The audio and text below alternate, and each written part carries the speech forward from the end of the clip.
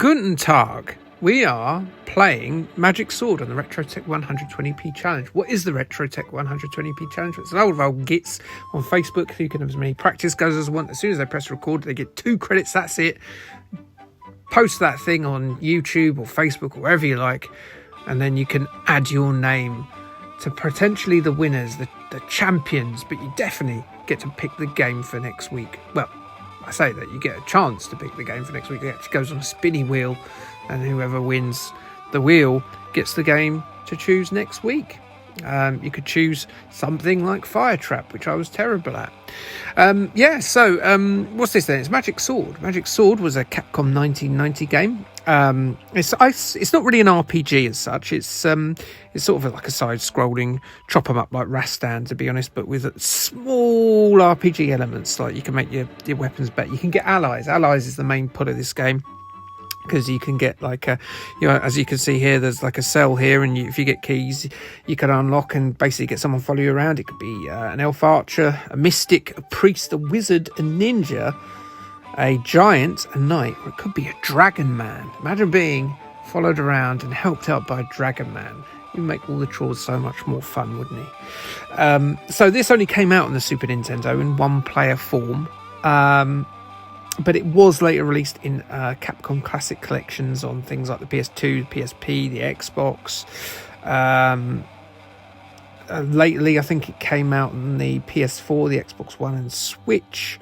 And then it was part of a double pack with Final Fight, Double Impact on the PSN network and Xbox Arcade. What do you see on the screen there? You see a chimera, a mythological beast, and that is the subject of today's Genital Facts of the Week.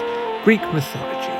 Yes, and I'm going to come back to this because my go is too short for me to do all of them I wanted. So I'm going to wait for Alter Beast to come up, Christian selection, and then we'll continue with this.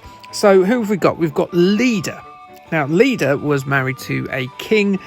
I can't remember his name now, but basically Zeus fancied a bit of her. So he turned himself into a swan in order to seduce her.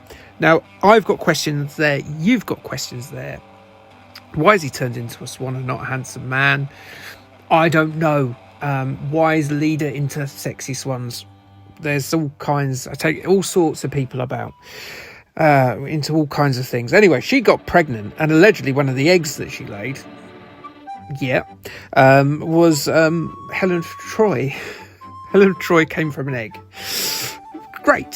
So next up, we've got Danae. Danae's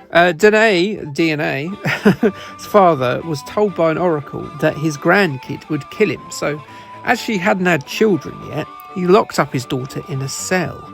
Zeus turned himself into a golden shower. Yep, make your own jokes there. And impregnated her through the bars in that cell. And she basically gave birth to Perseus, who would later go on to slay Medusa and accidentally kill his granddad while playing a sport. Oops.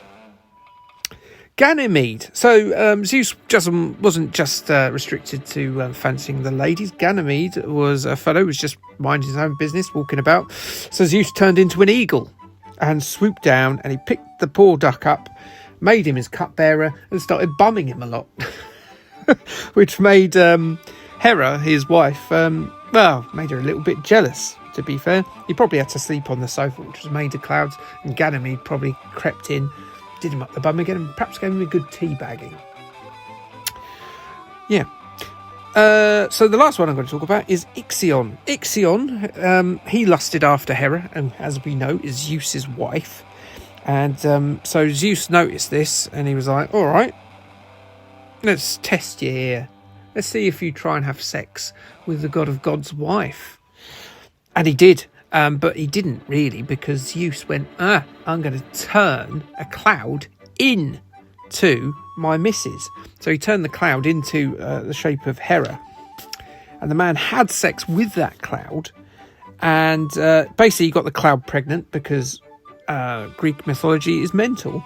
And that cloud would then go on to birth Centaurus, who obviously a mixed up child, the father of someone who wanted to shag gods in a cloud, went on to then have sex with horses, and that is how we got centaurs. So every time you see a centaur, know that its grandma was a man who fancied gods and a cloud. Yeah, so that's Genital Facts done.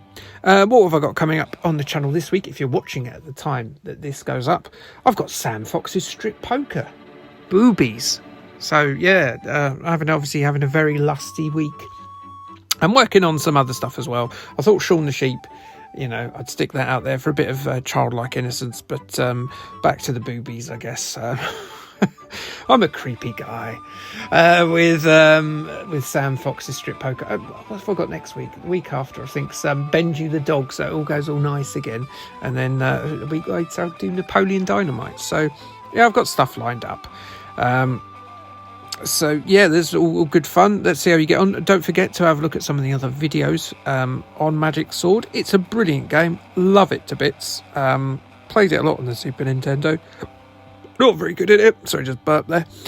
And I think, there's scope for someone to get quite far. Perhaps it's going to be Chris Caldwell doing 2 in a row. We shall see.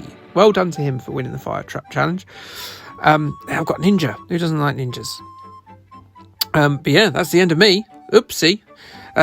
So yeah, if you like what you see, go and have a look at some of the other challenge videos, because there's more Genital Facts abound there.